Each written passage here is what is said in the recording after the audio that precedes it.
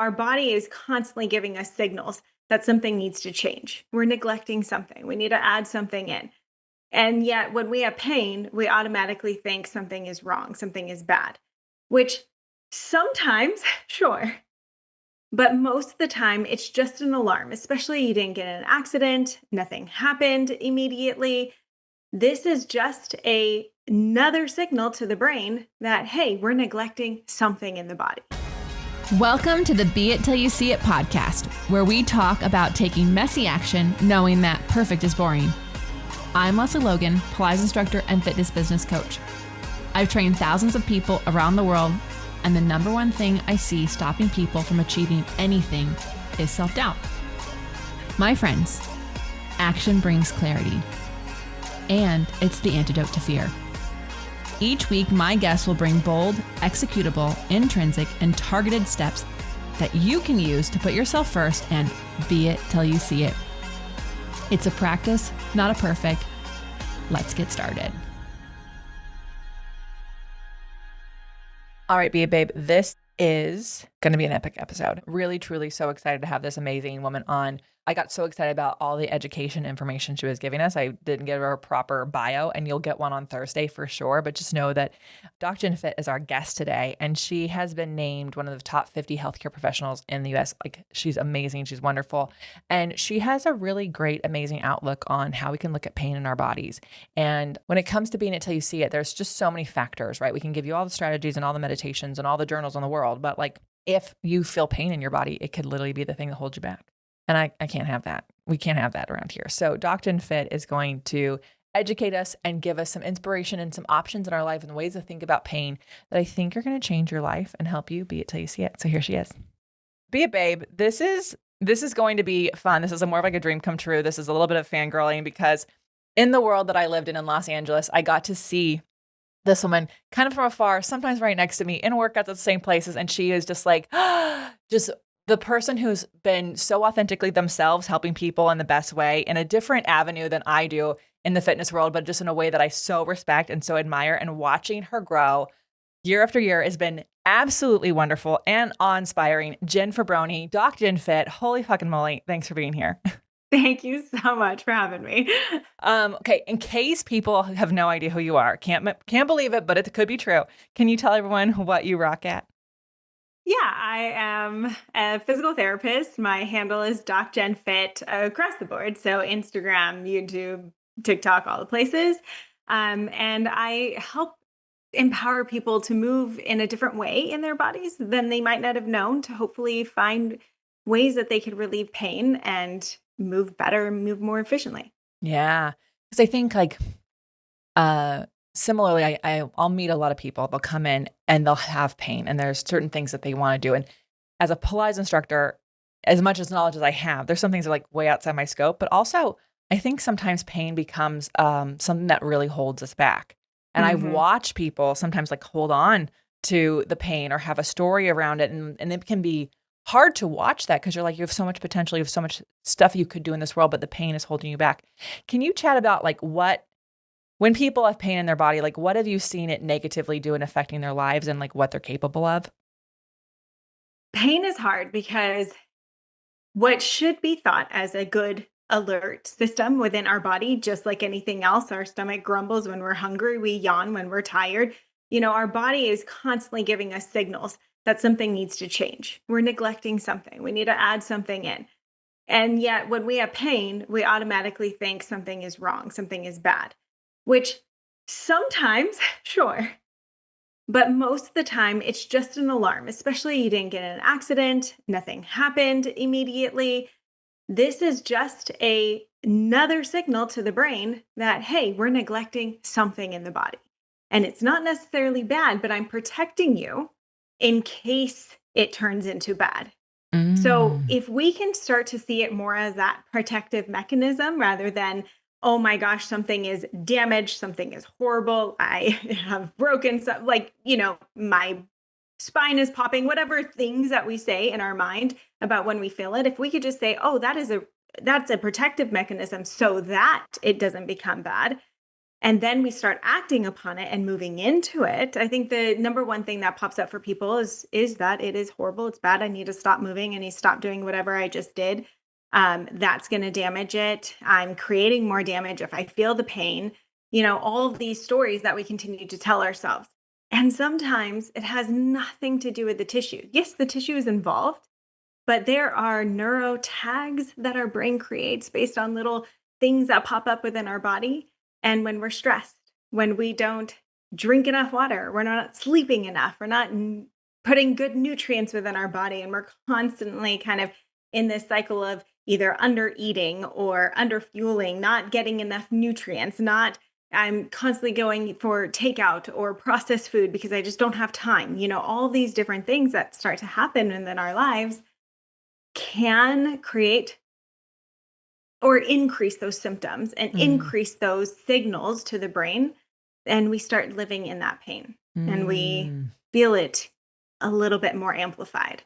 So it's Mm. not even always the tissue, but I think the number one thing that happens is that we fear that we're creating more damage anytime we move and feel pain. Okay, there's so many different things in there, but, like, that is really enlightening to me. It makes because okay, so in 2014, must've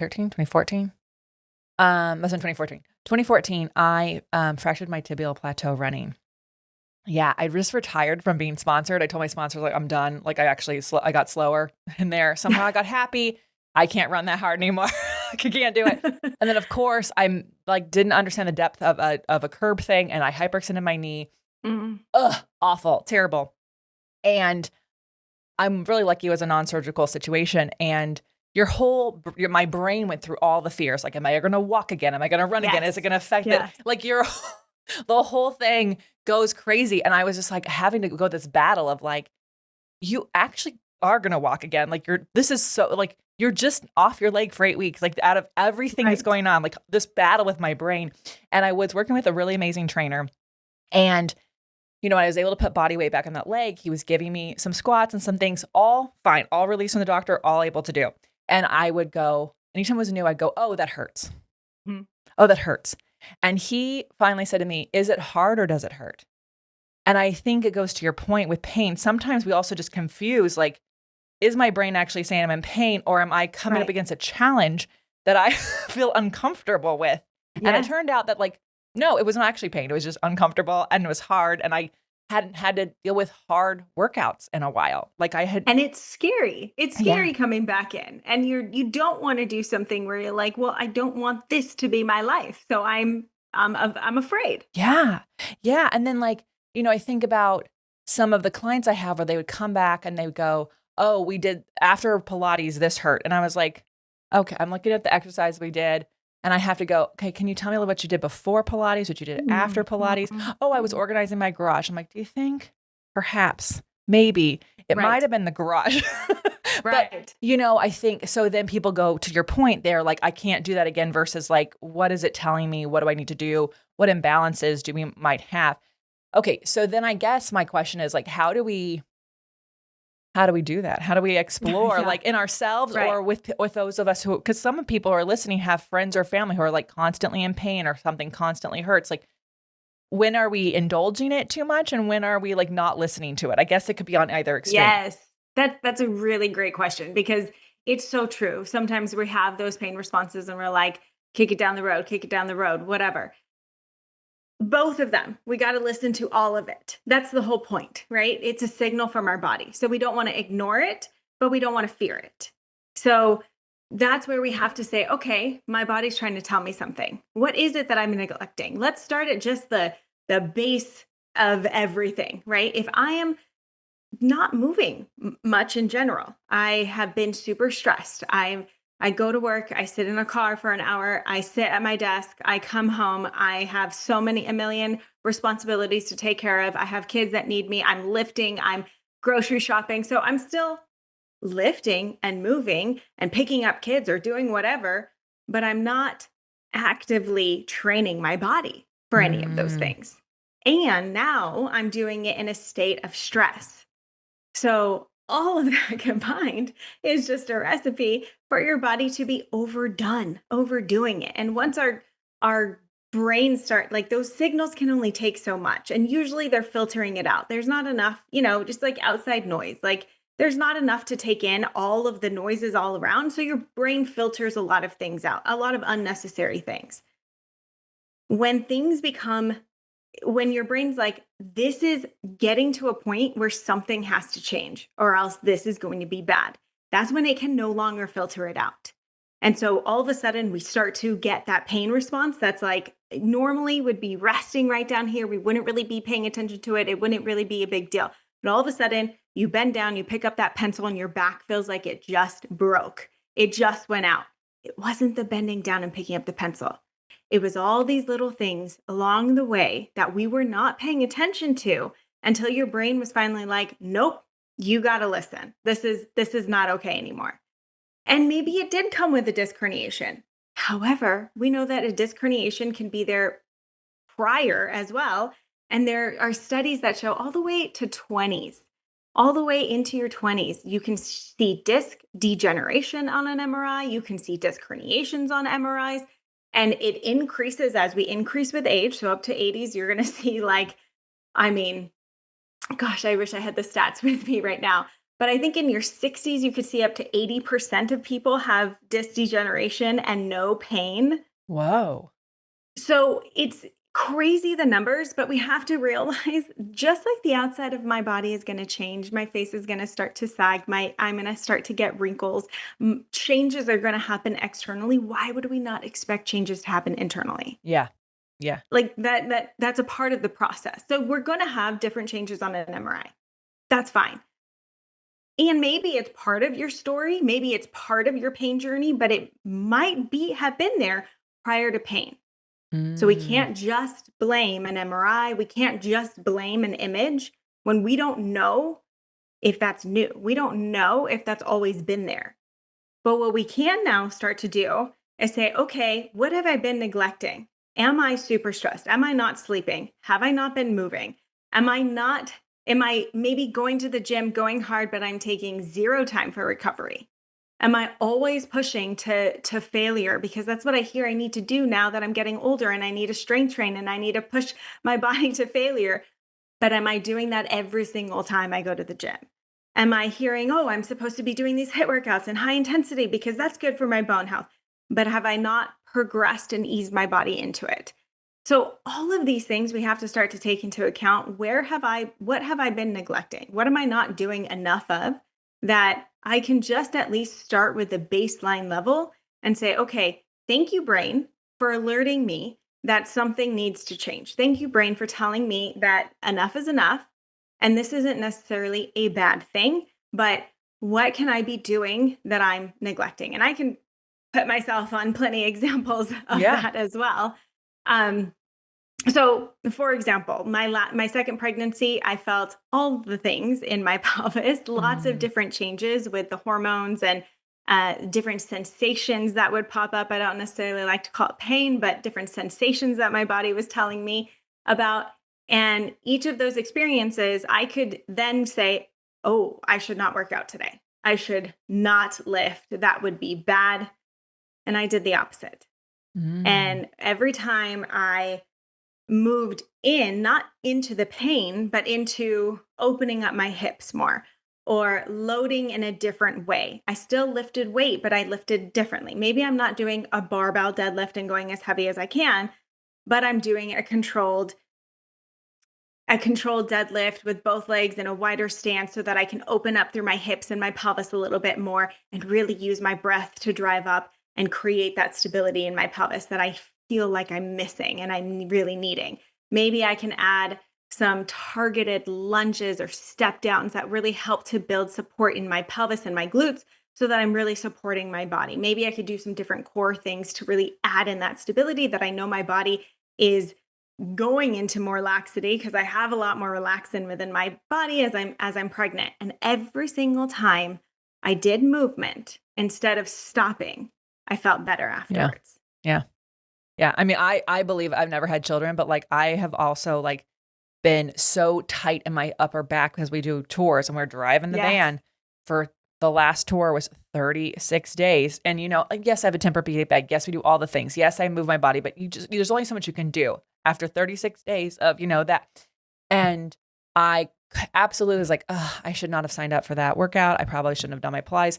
And I found myself with every rolling like a ball and every seal, my thoracic spine just opening up. And it's like, oh, now I feel so much better. But it's true. It's like, you might have to take a different approach, or you might have to, Yes.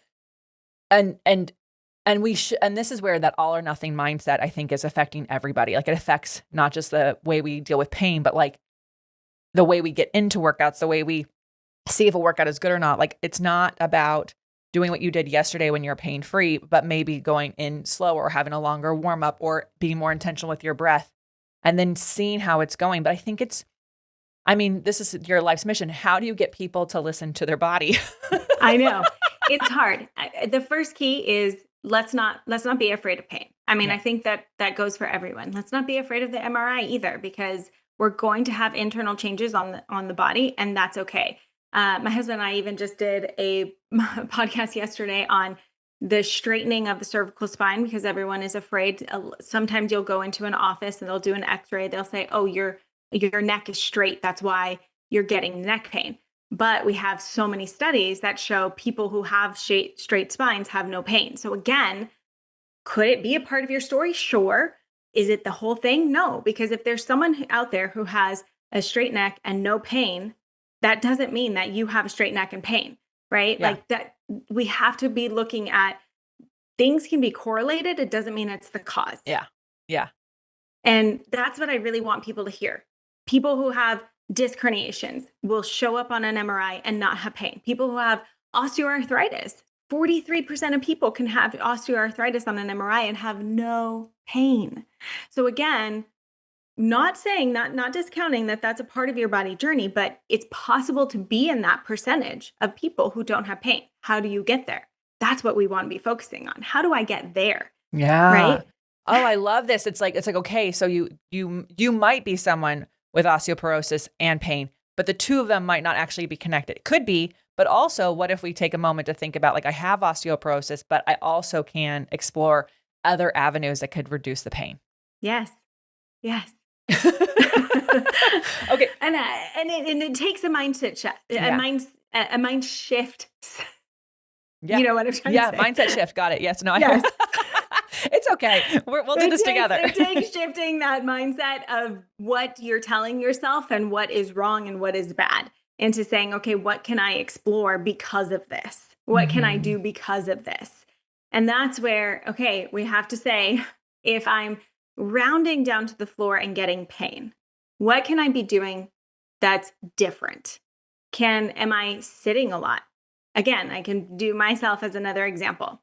Right now, actually, I am experiencing radiating symptoms into my right glute. So that means I am feeling like a line of pain down into my glutes, sometimes a little further. So I know that's likely coming from my back. A nerve is sending some lightning signals into my glute. Now, I am fully exclusively breastfeeding right now, which means that I am sitting in positions a lot throughout the day where I'm rounded and on, like, cuddling into my little babe as I'm breastfeeding. Not always in the most ideal position, but kind of sitting like a little shrimp. Yeah. And so majority of the day I'm like that. And a lot of times for work, I am sitting at the computer and working. I try to get up, I try to take breaks, I do all the things. But I know that I'm neglecting some things. And so even the 2 days ago when it really started, I would get out of bed and almost like it felt like my legs didn't want to hold me up. So it felt like it wasn't just nerve related, but it was now starting to affect how my muscles were responding as well.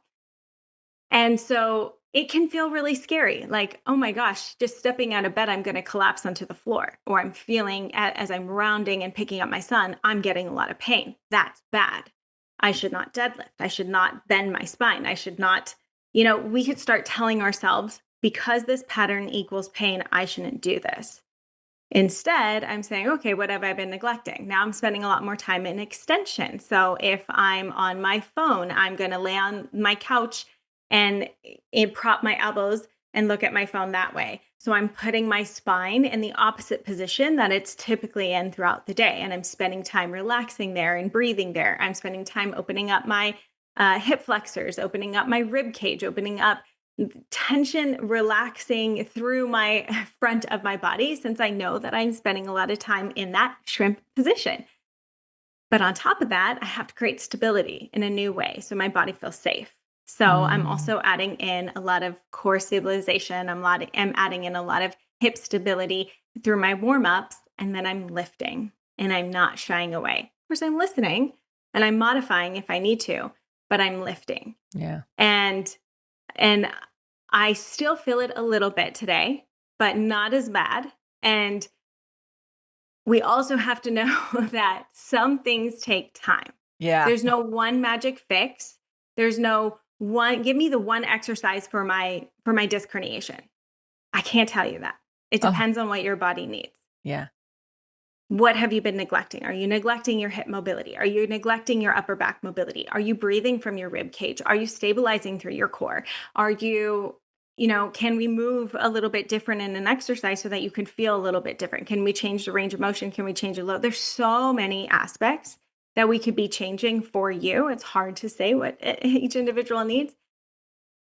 And at the same time, I just don't stop moving. The more that we stop moving, the more that your body's going to feel, Yeah. because the one thing that helps us to feel better is getting fluids to move, is getting our lymphatic system moving, is getting our even our blood going up to our brain. Things, we want oxygen, we want things moving in our body so that we start to feel something different.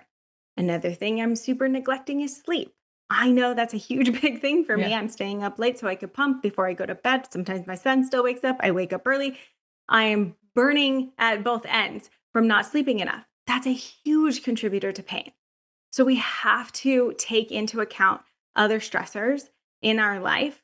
And some things we can change, some things are harder, but we have to get really honest with ourselves and say, what is it that I'm not doing that I could be doing for my body in general? Yeah. So Jen, I love this because like, first of all, I appreciate you sharing your stories because I always, what I get a lot, especially since, and I think it's because people can say it and I can't really argue. I don't have children. You have two kids, one of them whom you're nursing. And like the thing that I always say is like, if you like have a newborn, like you obviously have to take care of the newborn, but also like none of us are good to anyone sick or in pain, like zero. I Hmm. truly believe that self-care is an act of self-love. I will die on this hill. And I really don't think you can love others as generously as you want if you don't love yourself that way. And so, but also you're in a very different season in your motherhood journey where you are breastfeeding. And so I guess like for the moms listening or the people who are like really trying, who put so many other people's lives before themselves, like how do you do that? Because I know you have the mom guilt. They gave it to you when you had I the kids. know. So like, how do you, how, like, yes, it's your job, but also like you're a human being. How do you keep that all going?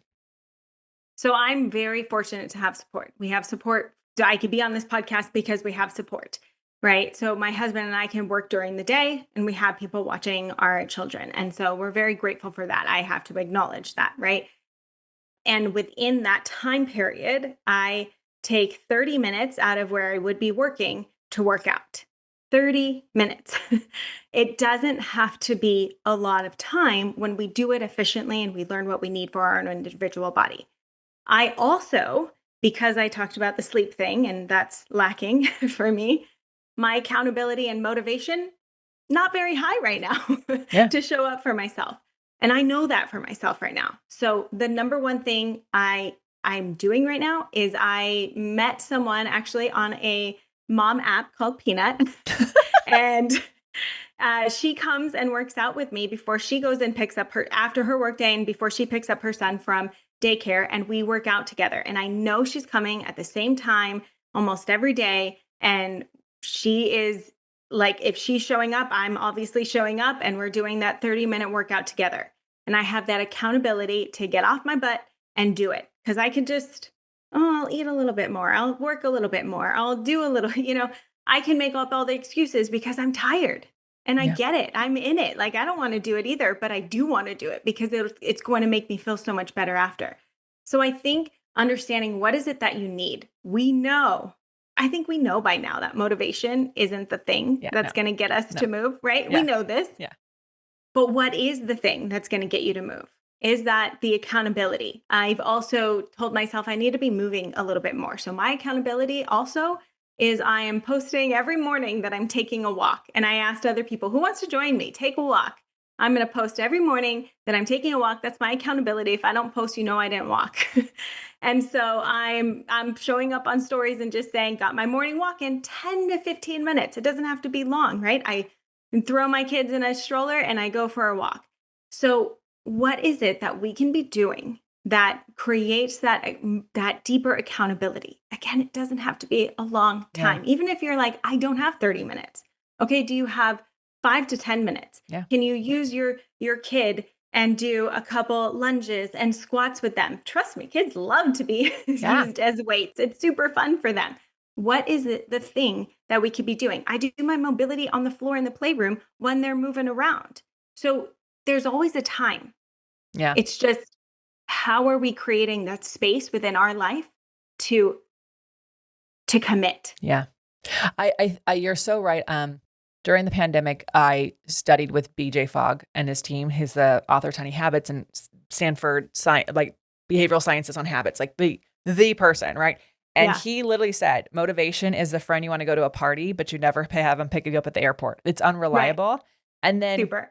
and it's like, just when you think about that, so whenever I hear people say, I don't have enough motivation, I'm like motivation is what you need to like push someone up a hill real quick, but like you can't, it's not the thing. And so the other thing that I know from habits is how we talk to ourselves about something actually is where the brain starts to look for opportunities. So Hmm. because I know how good I'll feel, right? And I know what that's going to do. My brain is like, oh, I could do this movement here. I have 30 extra minutes. I'm like seeking out little increments in a busy season because my brain knows you're going to get a dopamine hit if you do this here.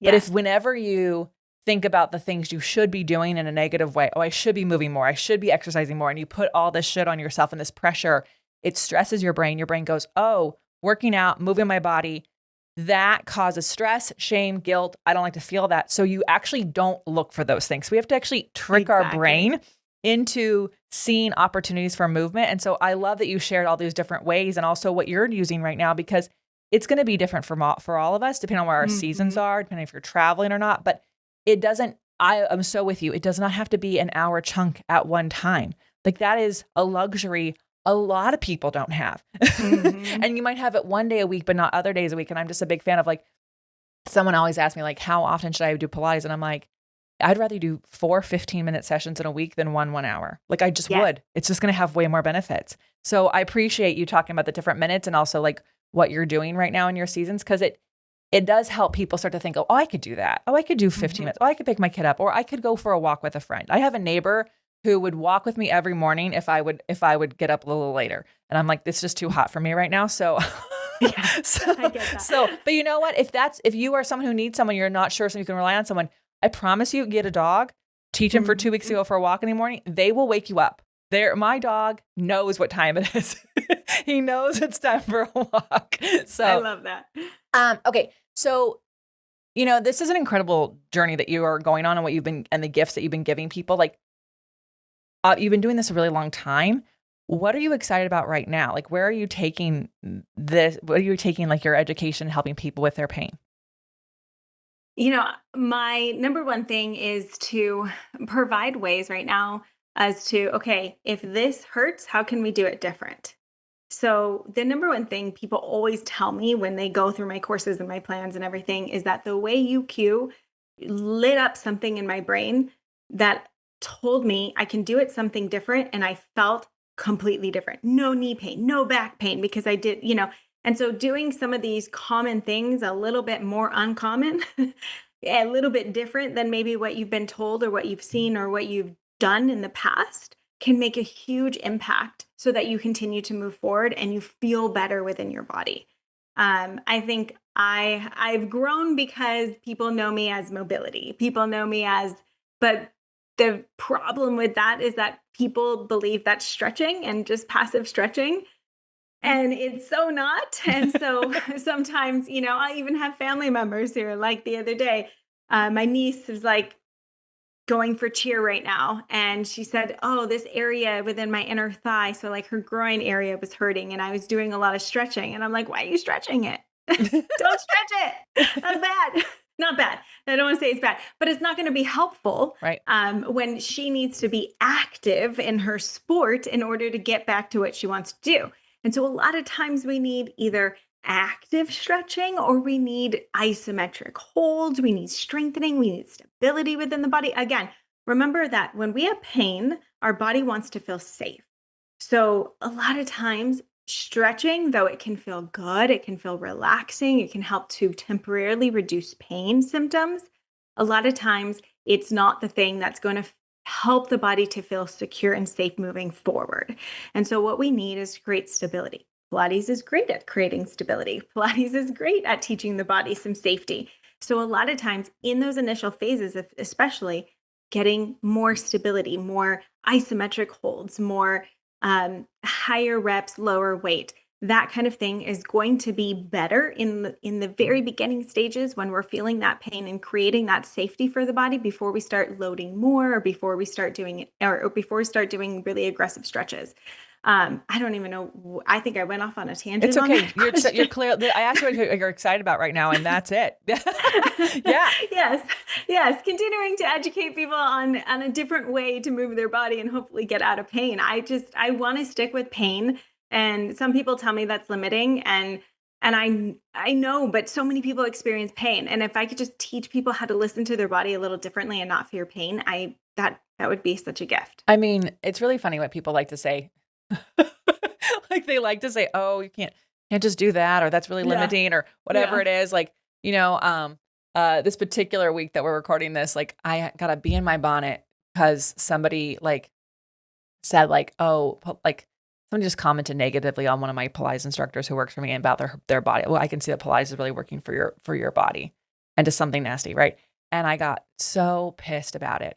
And then like, and then I was like, while we're on the topic, there's also no such thing as Pilates arms, right? Like, there's just that's like if you like, I don't even want to say have arms and do Pilates because you could do Pilates without arms. Like, you don't even have to have mhm, arms, so it's exactly. like not a thing, right? Like, and so and so it's like it goes to where this tangent is going from my brain is like people like to put things in boxes and then Yes, and then that's what it is for.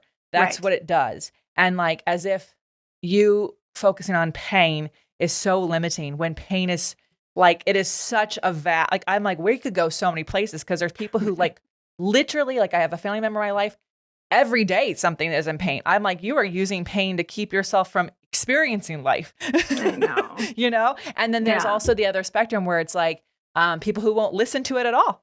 You're like, I just Mhm. want you to like, how Tap about we in don't a do, little bit. Yeah. yeah, how about I can see like you shouldn't do that anymore. Right? Yeah. So I think it's really interesting how people want to put boxes around things and I don't say there being a box there. And I do think that like, we know a lot more about stuff. Like it used to be like, oh, if that hurts, don't do anything. As Right. if that's, and I would watch clients whose doctors like, you can't do anything with that. And I'm like, okay, so now your foot has changed. Like now that we haven't used it anymore, it's no longer like you have hammer toes now. It's doing this thing. It's Yeah. sickling. Like, can we go back to the doctor and ask for some other things we can do? Cause like, even though it's outside my scope, like that foot is not helping. Now your hip's going weaker and now your back is having problems. So I think we know a lot more now.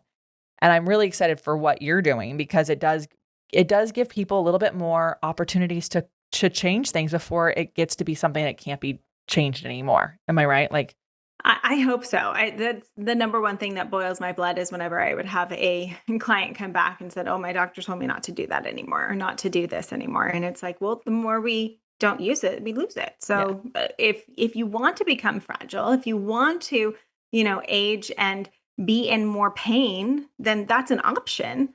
But I hope that's not what you want. yeah, And when it comes to joint health, the if your joints start to go, which they are, that's part of aging, right? We're going to start to lose cartilage. They're going to start to wear and tear. I hate that word, but it's true. I mean, they're going to change. It's part of aging.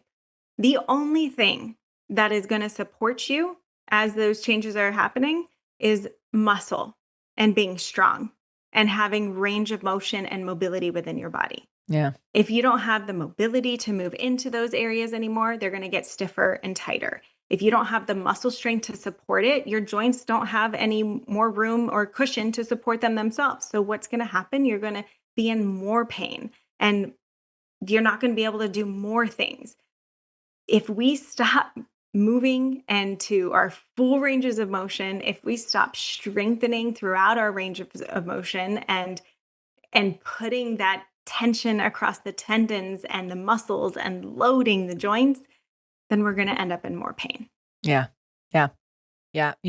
And this is not to knock like what some of the doctors say, because like I also think they're in a practice and they're operating on some interesting information. But I definitely would laugh when someone would come in and go, I'm not allowed to flex or extend my spine. And I'm like, how did you drive here today? Like, how did we get here? And I just want you to notice that while you take your shoes off right now, you're in flexion. So can I, can I maybe get some permission to move you in a safe way in those positions so that we can keep them? Yeah. I think that's like, thank goodness for you and the work that you're doing. And you do it in a way that actually makes people excited to think about their bodies. And I think that's so beautiful because it's really hard to do in a world where people want a quick fix. They want in 5 days, how do I get out of this? And it's like, well, you probably didn't get into it. And I just really want to highlight like your focus on like, what are all the other things we could be listening to, And I think that is something that, as majority of the listeners on this show are women, and there's a few good men, but especially as women, like we tend to, it starts with the sleep, and then it starts with the fueling of the food, and then it starts with lack of water. And then, all of us, it's like, it's a slow thing. And it's like, there are some things we could actually maybe take a look at and be a little bit more priority based on those, even if we don't have time, and see how that it affects the rest of our bodies. 1,000%. Yeah. I really want to like talk to you for hours, but we're going to take a brief break and we're going to find out how people can find you, follow you, and work with you. All right. DocJenFit, where do you hang out? Where is your favorite place for people to connect with you, work with you? Do you have any programs that they can look into if they're interested in this? Yeah, I mean, the number one place I check my DMs all the time. It's me. So DocJenFit on Instagram is my number one place I hang out. I do upload to TikTok as well, but I don't check TikTok, so don't try to reach out to me there. YouTube, I do look at comments there, so I get back to everyone there. But I feel like my community is on Instagram. Yeah. That's where I started. That's where everything is. So connect with me there if you have any questions. And I have Gen Health. So gen.health, there's no .com or anything, or also look up the app Gen Health. And if you ever wanted to find something, rather than scrolling my Instagram, you can go sign up on Gen Health. It's completely free to sign up.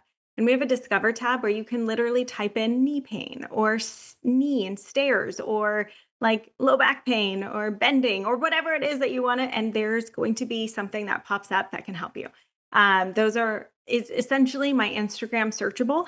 So all my recent posts always get uploaded there and you can search freely as needed. We also have programs on there so that you're not just looking for a quick fix within those couple exercises that may or may not help, but the programs I created because I'm not individually with you, but my low back plan, SI plan is all about like, okay, let's take a look at the entire system here and how it all can work into helping to improve and reduce low back pain. We're talking mobility, stability from the ground up. We're talking strengthening progressively into the body and really building in key areas that are often neglected in 5 to 15 minutes a day. I'm not trying to take you away from your other workouts or your other life responsibilities. I'm trying to just sprinkle things in little by little so that you are starting to introduce something different that you might have been neglecting in your body. I love all that. That's so helpful. And I think it's really cool because then people can take some ownership and explore and like also understand. I think the more we understand our body, the easier it is for us to actually like communicate about what's going on with it and also advocate for ourselves. If you do need to go see a doctor and they do tell you things, you can go, you can advocate for or against or get a second opinion. You can have a lot more authority of yourself when those things do come up. So you're just so wonderful. Thank you for that. Okay. You have given us a lot already, but bold, executable, intrinsic, or targeted steps people can take to be it till they see it. What do you have for us? Every day, take a breath in to the sides of your rib cage. Like not into your shoulders, not into your neck, not into your chest. Take a breath and think of closing your mouth, taking your breath as if your breath is pulling back into your nasal cavity and expanding across your ribs. Sometimes I like to just take my hands on my rib cage, take 5 deep, long, slow breaths there. You're going to see how pain just starts to diminish. Stress starts to diminish. Things start to feel better within our body. And the only way that we start to know how to move forward is if we tune in first. Mm. Oh my goodness. I love that. I love that so much. That's literally how I like people to breathe when they're in my classes. So I just feel like I'm like, so much validation. I'm obsessed with you. Can you come around the world with me? Anyways, thank you so much, Jen, just for being you and what you do in this world, and also just being so authentic about how you're on this journey as a human being, so that everyone can also be on that journey with you, but also so that people can be empowered. I'm really, really grateful for you and all these amazing tips. Be It Babes, how are you going to use these tips in your life? I highly recommend following DocJenFit on Instagram. Make sure you tell her, share that the friend who needs to hear it, that friend who's always got something going on, like just share it with them, because maybe they just need to hear it from a different person, that it doesn't have to always be what it is, doesn't have to be limiting. And until next time, be it till you see it. That's all I got for this episode of the Be It Till You See It podcast. One thing that would help both myself and future listeners is for you to rate the show and leave a review. And follow or subscribe for free wherever you listen to your podcast. Also, make sure to introduce yourself over at the Be It Pod on Instagram. I would love to know more about you. Share this episode with whoever you think needs to hear it. Help us and others be it till you see it. Have an awesome day. Be It Till You See It is a production of the Bloom Podcast Network. If you want to leave us a message or a question that we might read on another episode, you can text us at +1 310 905 5534 or send a DM on Instagram at BeItPod. It's written, filmed, and recorded by your host, Lesley Logan, and me, Brad Crowell. It is transcribed, produced, and edited by the Epic team at Diseño.co. Our theme music is by Ali at Apex Production Music, and our branding by designer and artist Gianfranco Cioffi. Special thanks to Melissa Solomon for creating our visuals. Also to Angelina Herrico for adding all of our content to our website. And finally, to Meredith Root for keeping us all on point and on time.